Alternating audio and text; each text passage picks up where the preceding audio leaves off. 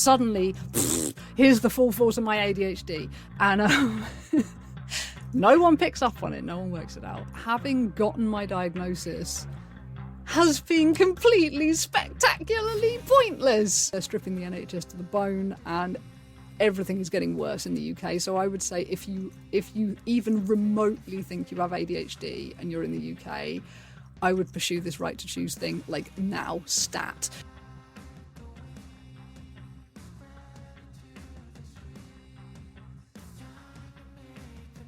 So hello, you wonderful human of the internet, and welcome to what will probably be a bit of a long waffle about ADHD diagnoses, because I finally got mine recently. So I wanted to talk a bit about that, but also the fact that there is a way to get an accelerated diagnosis done, or to get your appointment accelerated if you're in the UK, and not many people seem to know about it. And I wanted to talk about that and kind of signal boost the information a bit.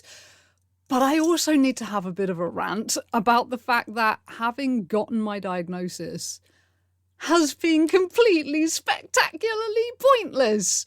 Really spectacularly pointless. And it might be pretty obvious, but I'm fairly pissed off about that. I'm still talking to people. It's not like set in concrete that nothing is going to be useful to me yet, but it seems pretty frickin' certain, and there are reasons for that. And I'd like to get to that because it's annoying. The first thing I need to say is I apologise if my glasses are laser beaming at you. I don't wear glasses in videos very often, but I just got these and I really love them. And I really wanted to make a video where I was just comfortable. So I'm trying to kind of sit sideways so I don't reflect at you. So I apologise if it seems like I'm giving you this constant side eye. I'm not trying to, I'm just trying to not do this.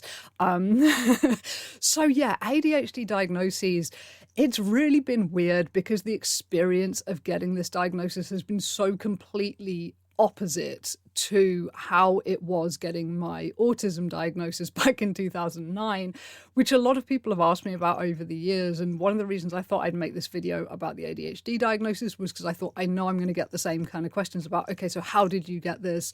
What do I do? I think I've got this. Where do I start kind of thing? I haven't really been able to be helpful to anyone, honestly, when it comes to getting an autism diagnosis, because mine came about in a very bizarre way. To give you the short version, I didn't think I had autism when I got the diagnosis. I wasn't the one who initiated the diagnosis. I didn't pursue it because I knew nothing about autism or Asperger's as it was back then. I certainly didn't think I had it. It was forced on me, this diagnosis. So I've never before, my point being, I've never gone into a diagnosis before believing that I had the condition. And it's a horrible experience, isn't it? Because, you know, you come to learn more about it and you come to create connections with people that you've got things in common with because of this condition. But then you're suddenly going into this appointment with this person who is going to conclusively tell you, okay, maybe you don't have this thing. Maybe you have something completely else instead. And it might just throw your worldview and your self-awareness and everything just out of the window completely. And that's quite scary and quite intimidating. So, I went through all these scenarios in my head about like, well, what can they possibly say if they think it's not ADHD? What are they going to say? But anyway, he eventually got to the end of the appointment and he was like, yes, it's ADHD. So to give you the like how it all went and this accelerated thing in the UK, basically not as soon as I figured out that I had ADHD did I go to my GP. I didn't. I sat on it for about a year and a half because I knew it would be pointless. I knew there was no point me getting a fucking diagnosis in my body in this country. I just knew there was no point for various reasons that I will get to. So I didn't bother pursuing a diagnosis for a year and a half because I was like, it's not going to do anything for me. Why bother? But eventually my worker kind of persuaded me, like, it's good to have some self-awareness. There'll be more resources we can put you through to and stuff like this. You might as well pursue the diagnosis. So obviously at that point I went to my doctor and I said, look, I think I have ADHD. Can you put me through for a referral for like adult ADHD?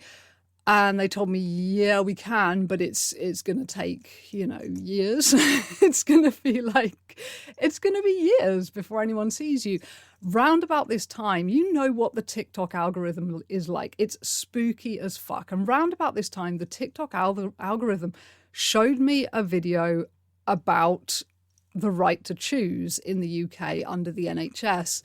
and how it relates to ADHD diagnoses, that if you go to a GP and you say, look, I think I have ADHD, I want to be diagnosed under right to choose, these magic words, I can't pretend my ADHD brain actually picked up on all the details here, but basically you say the magic words to your GP and they are somehow compelled to do this thing and to funnel your referral down this kind of pipeline via right to choose rather than the normal channels. And in doing this, everything goes very quickly. So pretty much immediately, like within 2 or 3 weeks, they sent me this questionnaire about ADHD. It was like a really simple little questionnaire, like about 1 or 2 pages long. After that, that was when the GP had to put together some notes and they had to send it off to the right to choose people. This was the bit that was the time lag, because I think my GP forgot about me and just didn't bother, kind of thing. And my worker did have to chase them up a couple of times. And shortly after the second time she chased them up, I suddenly got all these like text messages and stuff saying you have access to the Psychiatry UK portal. And lots of the ADHD assessment was done via these online questionnaire things, like big questionnaires this time, like big questionnaires. You needed to answer loads of questions relating to how your behavior was as an adult and as a child. So they wanted to know, like, is this something that has developed in adulthood or is it something you've always had? You know, ADHD being something that you're always going to have had. So the other thing was that they needed, ideally, I mean, obviously, if you're someone who doesn't have people in your life from your childhood, they're going to have to find a way around this. But they ideally wanted someone who knew you as a child to give evidence and stories about you as a child and as an adult, like from a kind of outside perspective of who you are now. So I got my mum to do that, and I helped her out a little bit because I'm pretty sure the ADHD side of me comes from my mum. She's a lot more functional than me because she's not an autism crossover. Like, I mean, the autism just obviously comes from my dad, like is very obviously from my dad. The ADHD, like I say, I only worked it out about myself about 2 years ago. And that's when you start looking at your family and thinking, where does this come from then? And you start seeing it and it's, yeah, my mom.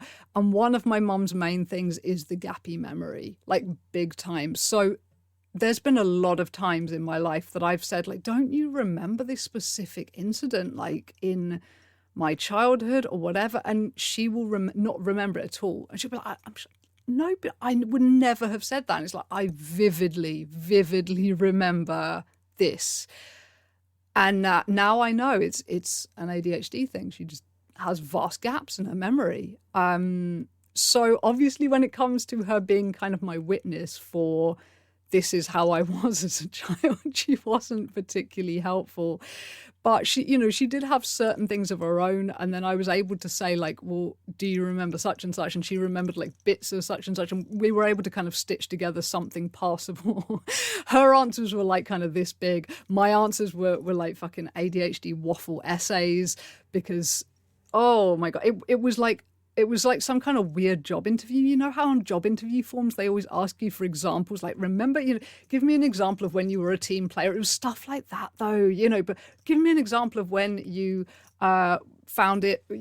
lapsed on small details as an adult and as a child. Questions like that are what's on the form. And you have to kind of walk around the room and pace backwards and forwards and rack your brain for a bit. But eventually I got there and gave them all the crap. And then I got my Zoom appointment with the dude, and that was quite nerve-wracking. And I was sitting here knitting while I was on the Zoom appointment with him. He was like, he trailed, like he was saying something and I was listening. I was just knitting and he trailed off and he was like, have I lost you? I was like, no, I'm here. I'm listening. I'm just knitting because it helps me concentrate.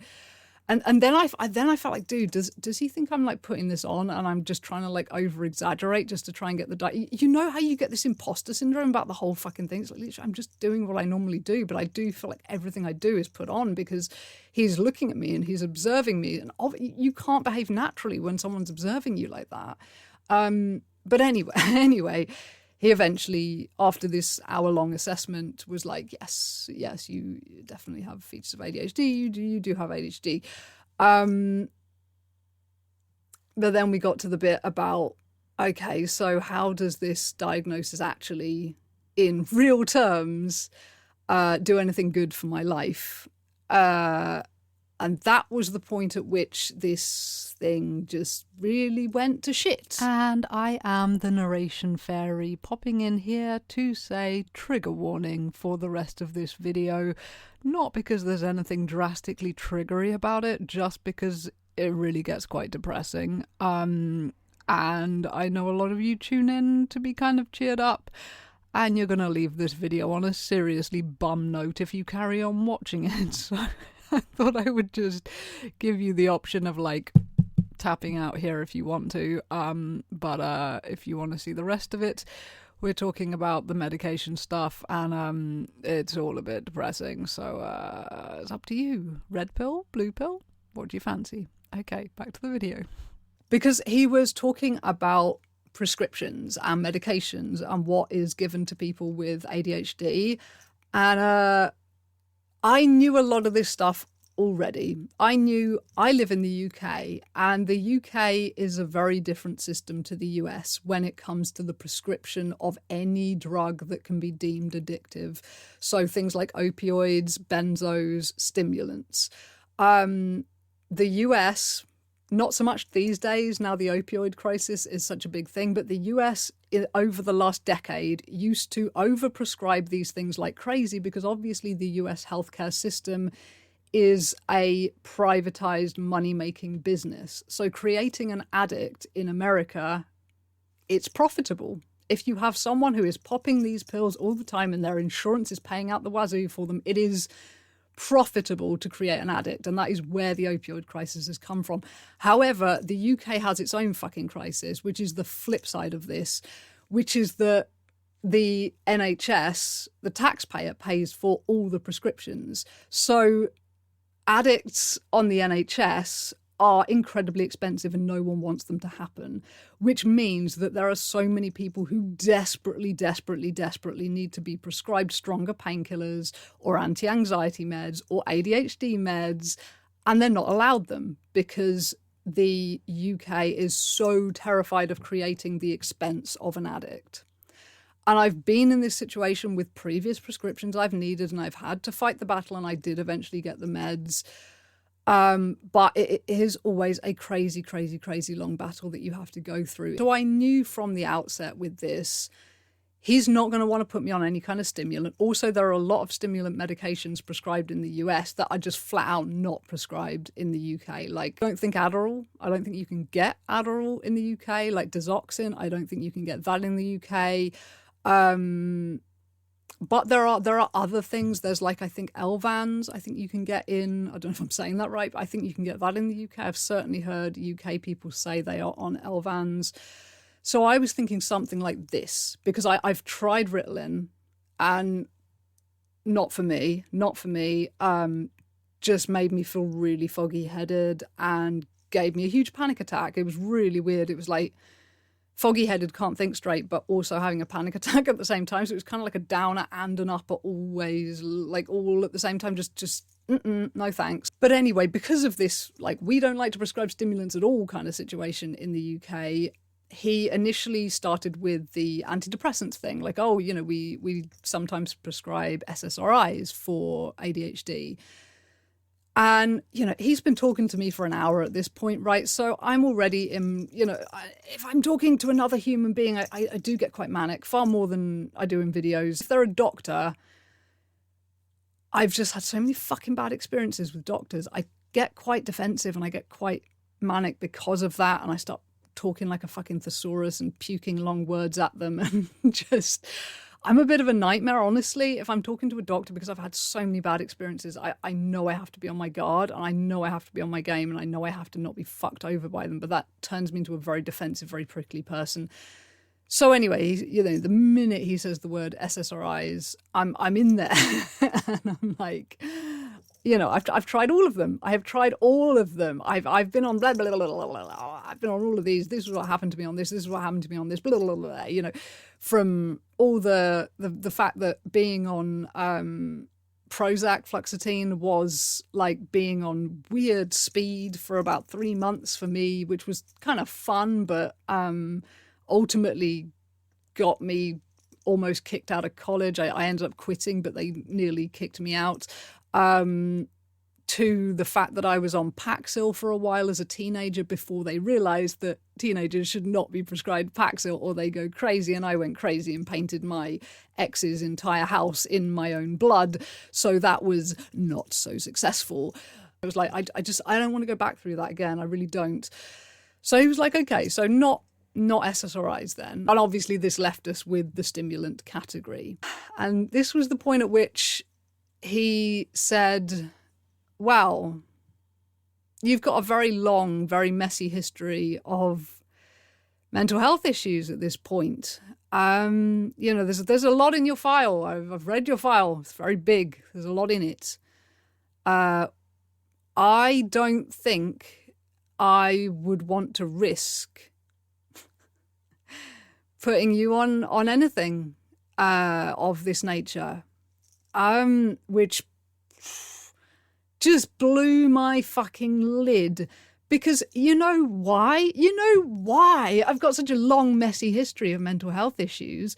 It's because no fucker picked up on this shit until I was 37 years old. This is why the system has had multiple, endless opportunities to diagnose me, and it hasn't. When I was 8 or 9 years old, my parents, they figured something was up and they had a psychiatrist follow me around school for the day. This guy picked up on fuck all. I saw my first, this is how I was with the doctor. Quite angry, quite prickly.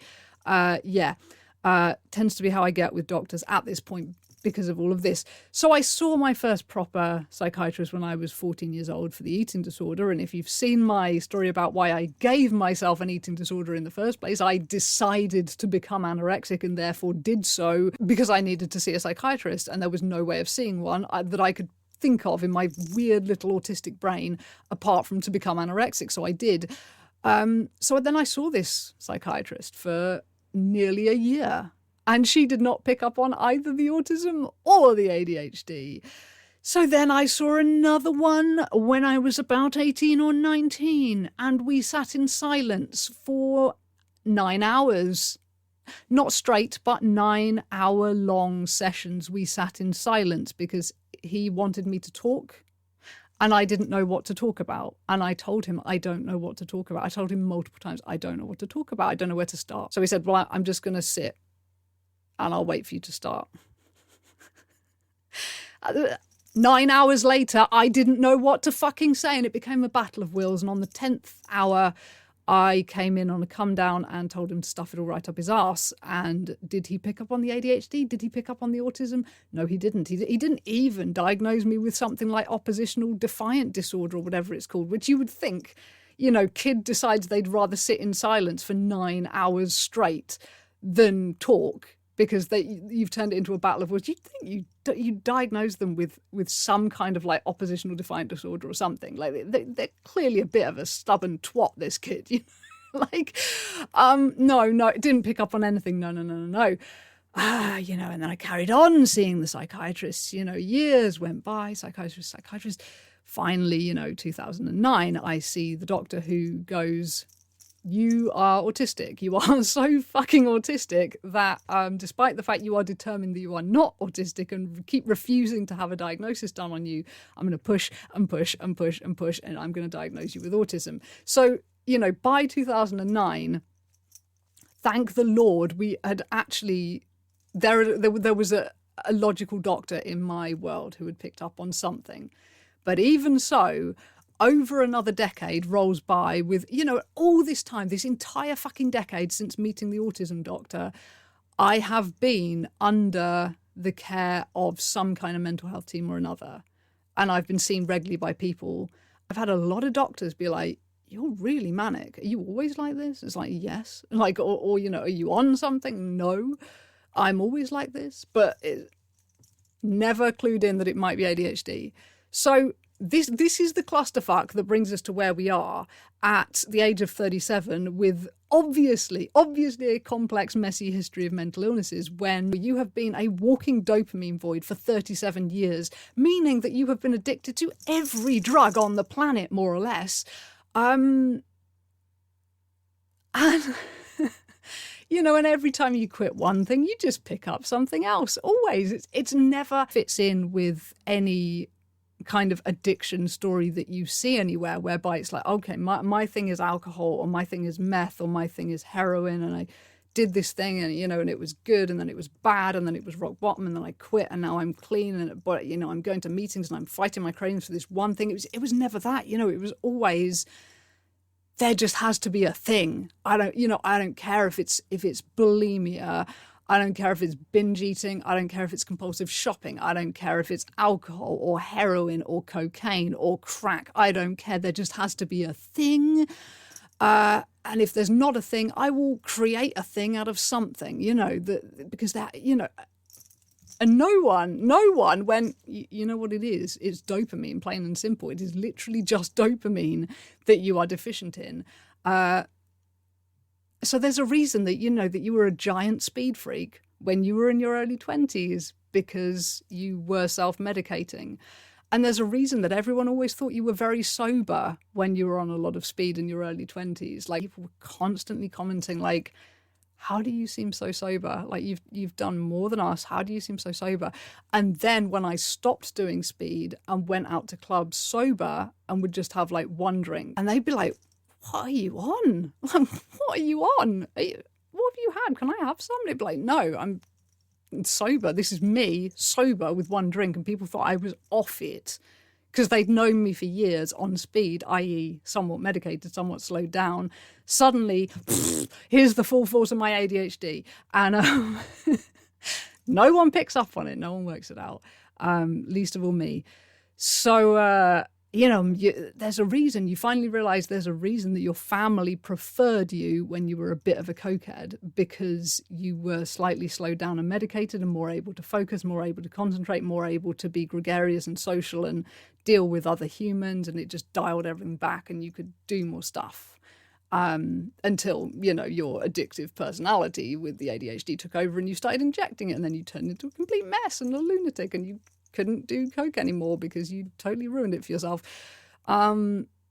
which is the pitfall with self-medicating. So obviously, if you're one of these people who is also not medicated and you're thinking, well, hey, hang on, if you were actually better on speed and coke and stuff, maybe I should go do that.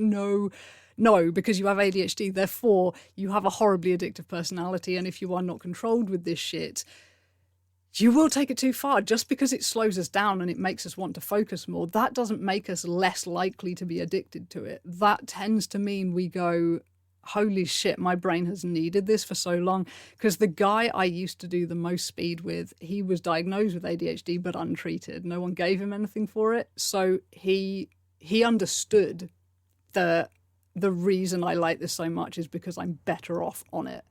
Or that was his justification to himself. The amounts he was doing were not better off for anyone, frankly. And I'm sure he probably has some kind of cardiovascular issue or something from the amount he used to do back then. So self-medication, not good. This is why, I want to keep pursuing these people with actually getting legally medicated. But, so huge messy history of all of these things because no one picked up on it. So you think they finally pick up on it, they finally diagnose it, they're going to correct their mistake, right? They're not going to leave you living with this clusterfuck forever, right? Yes, they are. Yes, they are, because your history is so messy now. They don't want to touch it. They don't want to touch you with a barge pole because you're a hot mess. You're a fully fledged adult, severe, comorbid mental health case at this point. You have way passed through the cute 90s chic of the troubled teen. No, you're an adult, comorbid clusterfuck at this point, and they don't want to touch you. So I said to him, and I've said to multiple doctors since then, actually, 2 points. Number one, what is there to risk? What exactly are we risking? When I've told you how miserable I am, if you go to a doctor and you say you're very, very, very, very miserable, They ask you the sorts of things that they ask you about plans, and all of that. And if you're like me and you have no filter on your mouth, well, you tell them everything. So they know all this stuff. They know how miserable I am. So they should realise there is nothing to risk. There really, really is nothing to risk. And then secondly, I have pointed out to them, my body at this point is so shafted from the amount of drugs I used to do when I was younger. I can't even drink caffeinated coffee anymore, right? So when it comes to me and stimulant medication that I'm asking you for, I literally just want you to give me one pill to try out. I'm not going to waste your time and the NHS's money by getting like a week's worth or a month's worth of this stuff to try out, because I know there is about a 75% chance that I can't take this stuff without feeling like death. So I want you to just give me one pill. And when you give me this pill, believe you me, I want the lowest dose, and I am then going to cut it into tiny, tiny, tiny little pieces. And I'm going to take one of those pieces that's the size of a crumb, because I know it's quite possibly just going to make me feel like a walking panic attack. Like, it may settle my brain down, I'm sure it will, but my cardiovascular system and my nervous system are wired to fuck these days, and probably I'm just gonna feel twitches or hell, have to eat my own body weight in benzos and beta blockers to come down and go, you know what, this is terrible, I can't take it. But I just want to find out. Like, I literally just want this one pill just to find out. And even that is too much to ask for. I sound like I'm getting my knickers in a gigantic twist about this, and genuinely I'm not, because of the fact that, as I said, 75% likelihood in my eyes, I'm not going to be able to take this shit anyway. If you can't even drink caffeinated coffee, you probably can't take something like Elvans without having a really horrible reaction to it. So it's not the med that my knickers are in a giant twist about. Most people I've spoken to online seem to assume that this is the med battle I have been fighting for about a year now. Because there is one that I've mentioned a few times. It's not. No, it's not. It's just another one. Because there is a med that I know there's no 75%, oh, this is going to fuck you up likelihood. This med I know I would be fine with, because it's not a stimulant. It's not an ADHD med. And the closest I've come is, this is fucking off the topic of ADHD, obviously, but the galling thing is that if I lived in the next county over, I could get this med. I could get this med and everything would be great, but I'm not in that county. And when I tried to say, I will rent a flat in this county. Literally, I won't even live in it. I will just rent this flat. I will rent this pokey, cheap little flat. This seemed like a loophole to me, right? I don't have the money to fling away on a fucking flat in another county that I'm not going to live in. But would you do it for your own mental health? Would you do it? Of course you fucking would. If you can just about squeeze that money out, you would do it, right?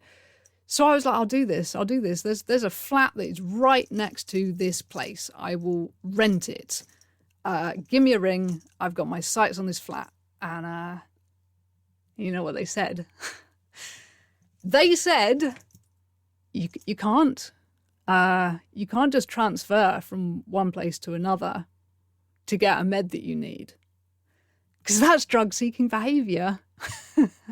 Even though you know it's a med that would work, when the med is actually advertised on the clinic's website, they advertise that they do this treatment. So you have looked them up, right? They said they do this treatment.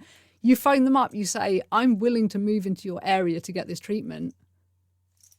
No, it's drug-seeking behaviour. What the fuck? So I told them this. They literally took their website down. They took their fucking website down. Oh, man. Because I was like, literally, do you see what you're doing to people with this shit? When you're advertising this, you're advertising a solution, a salvation, and then you say, no, it's drug-seeking behaviour, we can't do it. They took their website down. So, yeah.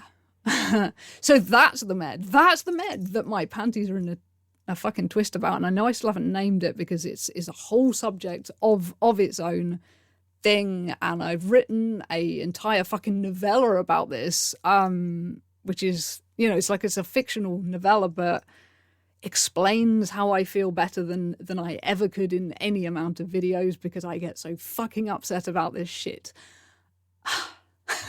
But the irony is that the main thing that med would treat would be, well, everything, honestly. All my issues would be treated by this med.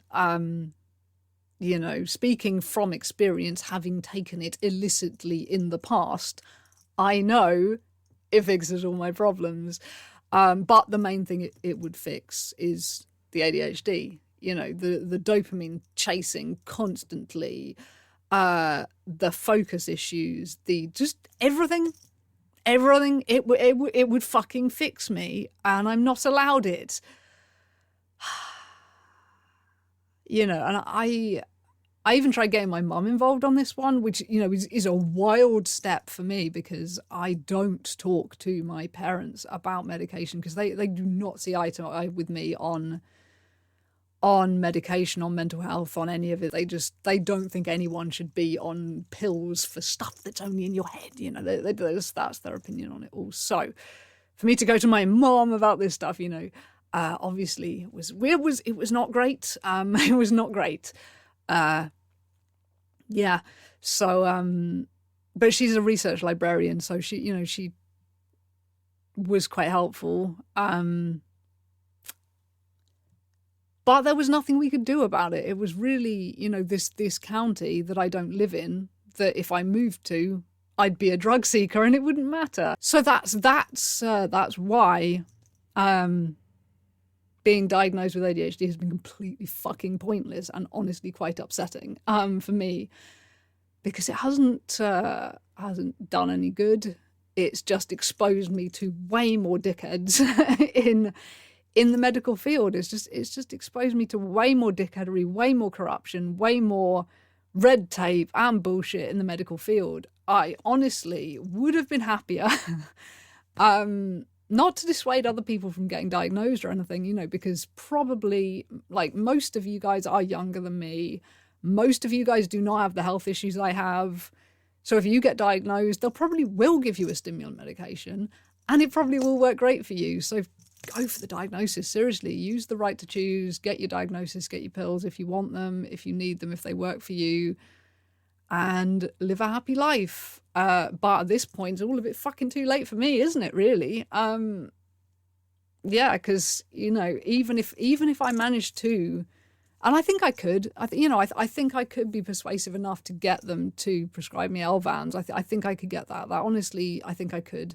Might take another year, but I think I could.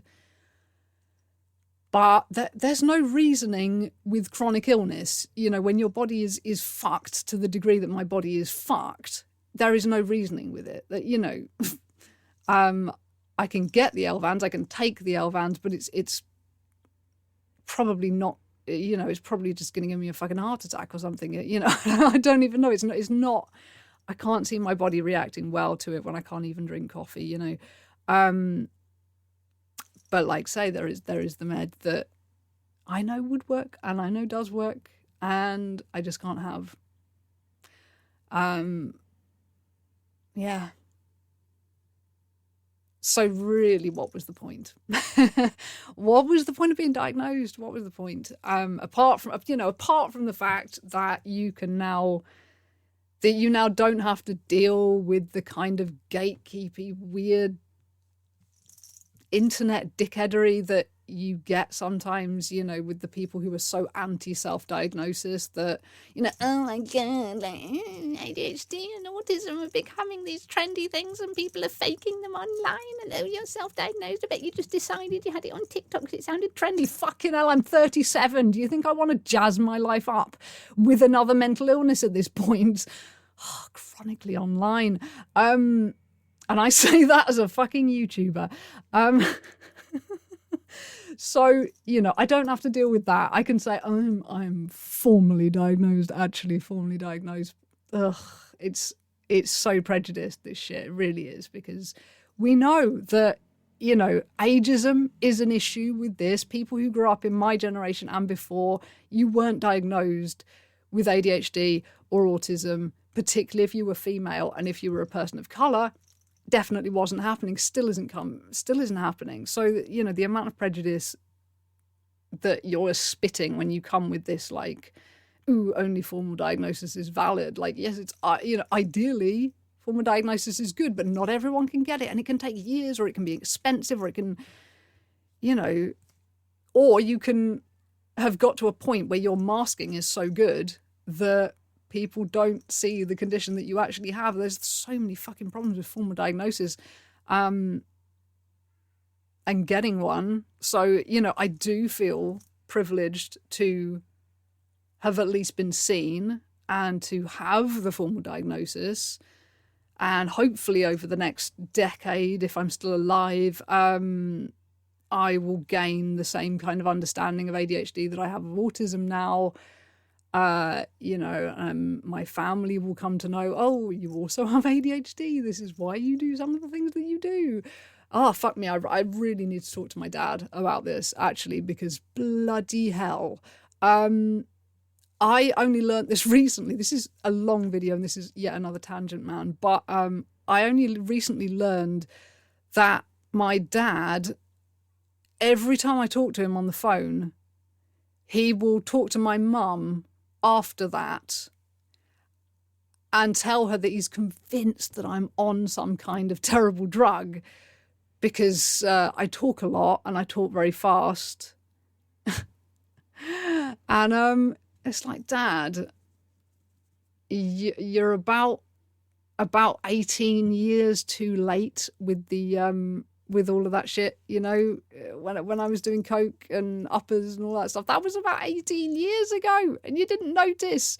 This is me sober. Amazingly enough, this is me sober. And who the fuck knows? Maybe I did exacerbate it. Maybe I did make it worse with the things I took when I was younger. But I don't think I did. Because I remember at school constantly being told off by teachers because I was too loud. When I was with my friends, like, I was quiet as fuck most of the time, but when I was with my friends, I was very, very, very loud. So I was that prat who would be standing there going, oh, Mrs. Waffles is such a cunt, and she'd be standing directly behind me. So I was always in trouble for that kind of stuff. I've always talked too much. I've always had verbal diarrhea. I've always talked very fast, but that, I guess, is new to my dad because I was deeply uncomfortable around him for most of my teenage life and for most of my youth. So now that I'm not, and I'm an adult and I'm on the phone and I'm chatting, and it's nice to talk to him because I don't talk to him that often, so it's nice to talk to him, so I waffle a bit, and talking has kind of become my career, and so I talk a lot, right? But now he doesn't want to talk to me because it's like he's always convinced that I'm on drugs. And it's like, no, that's just who I am. And it's kind of weird, actually, because you did marry my mom at one point, and she's where the ADHD comes from. So you clearly have a thing. And I know he has a thing for loud, bubbly women. He does. But God forbid you spawn something that is loud and bubbly. It clearly must be drugs. So I need to talk to my dad for sure and be like, look, ADHD, diagnosed. Please go and do your research. I am not on terrible drugs, but I fucking hate confrontations. My dad fucking hate confrontations. So it's quite difficult to have these conversations. So, yeah. But I do need to do that at some point. So that I guess is potentially one useful thing about having a diagnosis. But anyway, this is a long, waffly, rather emotional, rather ranty video. So I guess I will shut up now. But I don't know if this video is useful to fucking anyone. But yeah. If the right to choose thing applies to you in the UK, I would use it. It is good. It does fast track you. I have a feeling I've heard they're taking it away because Tories and, they're stripping the NHS to the bone and everything is getting worse in the UK. So I would say if you even remotely think you have ADHD and you're in the UK, I would pursue this right to choose thing like now, stat. because they are trying to take it away. And you don't want to be waiting years and years and years and years and years, and then potentially ending up in my position whereby they eventually diagnose you, but then you're a comorbid, complex adult mental health case, and they don't want to risk giving you the medication to treat your condition. So do it now, I guess, is the moral of the story. But anyway, with all of that said, I'm going to shut up and go away. Yeah, thanks for listening. Sorry this is such a downer of a video, but yeah, bye.